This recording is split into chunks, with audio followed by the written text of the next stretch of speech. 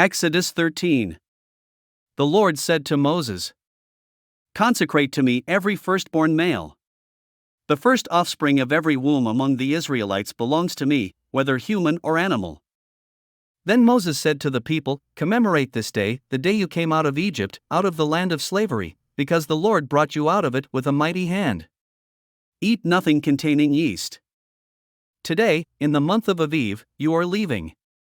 When the Lord brings you into the land of the Canaanites, Hittites, Amorites, Hivites, and Jebusites, the land he swore to your ancestors to give you, a land flowing with milk and honey, you are to observe this ceremony in this month.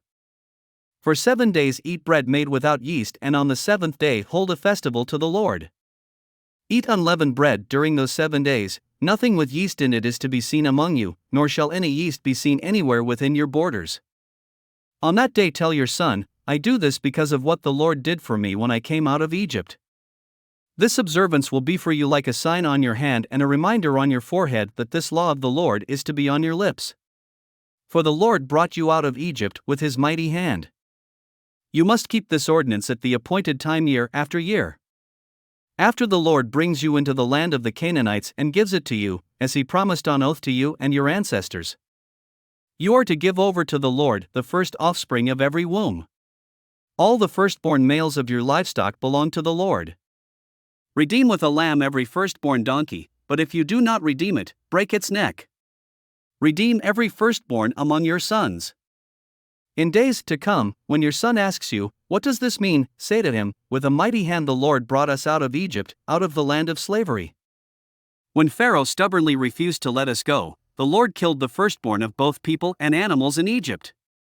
This is why I sacrifice to the Lord the first male offspring of every womb and redeem each of my firstborn sons.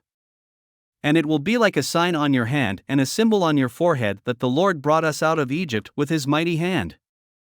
When Pharaoh let the people go, God did not lead them on the road through the Philistine country, though that was shorter. For God said, if they face war, they might change their minds and return to Egypt. So God led the people around by the desert road toward the Red Sea. The Israelites went up out of Egypt ready for battle. Moses took the bones of Joseph with him because Joseph had made the Israelites swear an oath. He had said, "God will surely come to your aid, and then you must carry my bones up with you from this place." After leaving Sukkot, they camped at Etham on the edge of the desert. By day the Lord went ahead of them in a pillar of cloud to guide them on their way, and by night in a pillar of fire to give them light, so that they could travel by day or night. Neither the pillar of cloud by day nor the pillar of fire by night left its place in front of the people. Thanks for listening to another chapter of the Bible.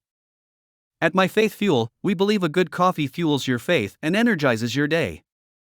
Please visit myfaithfuel.com to explore our delicious coffee blends. Part of each purchase goes to training worshipers around the world. Thanks for listening.